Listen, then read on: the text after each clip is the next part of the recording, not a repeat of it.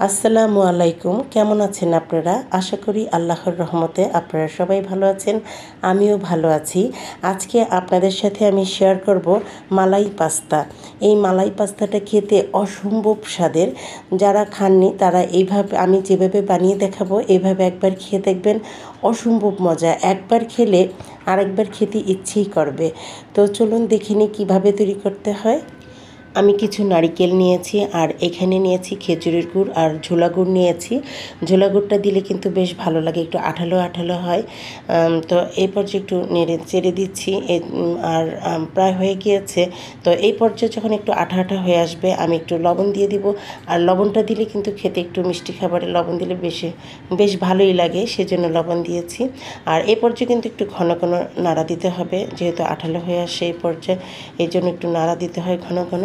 তো আমি পাতিলায় 1.5 গ্লাস পানি নিয়েছি, হাফ চামচ লবণ নিয়েছি আর দিয়ে দিলাম এখানে 4 চামচের 1 চামচ সয়াবিন তেল। সয়াবিন তেলটা দিলে কিন্তু কাই করতে সুবিধা হয় সেজন্য। আর এখানে মেজারমেন্ট কাপের 3 কাপ আমি চালের গুঁড়ো নিয়েছি, আতপ চালের গুঁড়ো। একটু নেড়ে চেড়ে ঢেকে দিলাম। তো 5 মিনিট পর আমি উঠিয়ে ফেললাম। 5 কি 10 মিনিট পরে উঠিয়ে ফেললেই চলবে। এখন একটু নেড়ে চেড়ে দিচ্ছি। নেড়ে চেড়ে দিলে হবে কি, মানে সম্পূর্ণ পানিটা চারদিকে লাগবে। এখন এই পর্যায়ে আমি আবার ঢেকে দেব, 5 মিনিটের জন্য ঢেকে দেব। তো 5 মিনিট হয়ে গিয়েছে, দেখুন কতটা সুন্দর হয়েছে। তো এইভাবে কিন্তু কাইটা করলে সুন্দর হয়। আর সেটা কিভাবে বুঝবেন পারফেক্ট হয়েছে কিনা, যে একটু ডলে দেখবেন শক্ত হয়েছে কিনা। তো আমি কিন্তু একটু ঠান্ডা হওয়ার পরে কিন্তু আমি কাই করে নিয়েছি। আর এখন এখান থেকে আমি 2 ভাগ করে নেব। সম্পূর্ণটা কিন্তু আমি বানাবো না, সেজন্য আমি 2 ভাগ করে, মানে অর্ধেক আমি রেখে দেব। তো কাইটা এমনভাবে করতে হবে, মানে একদম নরমও না, একদম শক্তও না।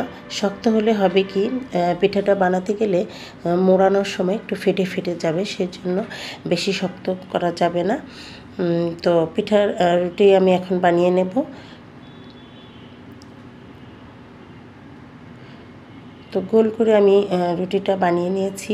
তো আপনারা ইচ্ছা করলে চারকোনা করে নিতে পারেন। তো বেশি মোটাও হবে না রুটিটা, বেশি পাতলাও, একদম পাতলাও হবে না। আর আমি চারদিক থেকে একটু কেটে নিচ্ছি, কেটে নিলে একটু সুবিধা হবে সেজন্য আমি কেটে নিচ্ছি।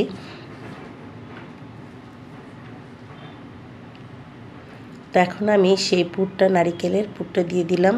তো একটু ভালো করে বসিয়ে নেব যাতে পেঁচাতে সুবিধা হয়। আর এই নারিকেলের পুরটা কিন্তু আমি একটু শক্ত শক্তই করেছি, একটু আঠালো আঠালো হলে পিঠাটা ভালো হয় মোড়াতে, সেজন্য একটু আঠালো আঠালোভাবেই আমি করেছি। চারদিক থেকে একটু পানি দিচ্ছি এই কারণে মোড়াতে সুবিধা হবে সেজন্য। তো হলে আমার সিলটা সুন্দর মতো হবে এবং টাইট হয়ে বসবে, সেজন্য একটু পানি দিলে ভালো হয়। তো আমি মুড়িয়ে নেব সুন্দর করে।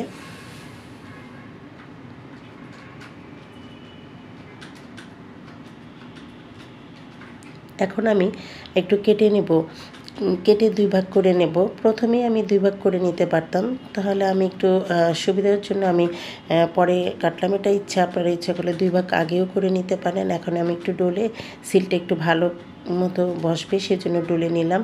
তো এরকম করে আমি সবগুলো বানিয়ে নেব। এখন আমি কিন্তু এই পিঠাগুলোকে একটু ভাপিয়ে নেব। তো ভাপিয়ে নিলে কাটতে সুবিধা হয়, সেজন্য ভাপিয়ে নেওয়াই ভালো।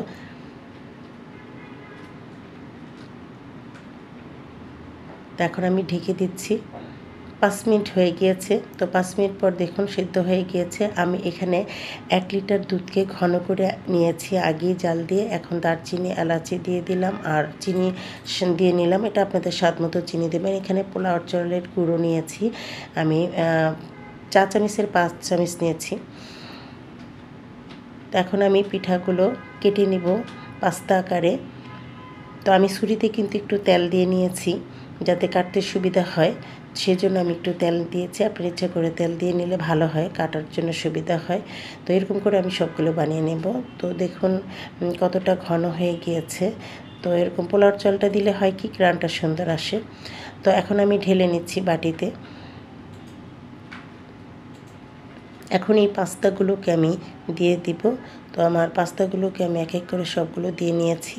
তো একটু আমি চারদিকে একটু মানে দিয়ে নিচ্ছি, যে একটুকু ভিজে নেই সেই জায়গাটা আমি দিয়ে দিলাম। আর এখানে আমি ঝোলা গুড় দিয়ে একটু সাজিয়ে দিচ্ছি, দেখতে যেন সুন্দর লাগে সেজন্য। আর এখানে কিশমিশ কিছুটা ছিটিয়ে দিলাম। কিশমিশ দিলে কিন্তু ভালোই লাগে খেতে, সেজন্য কিশমিশ দিচ্ছি। হয়ে গিয়েছে। তো আশা করি আপনাদের ভালো লেগেছে। তো খোদা হাফেজ।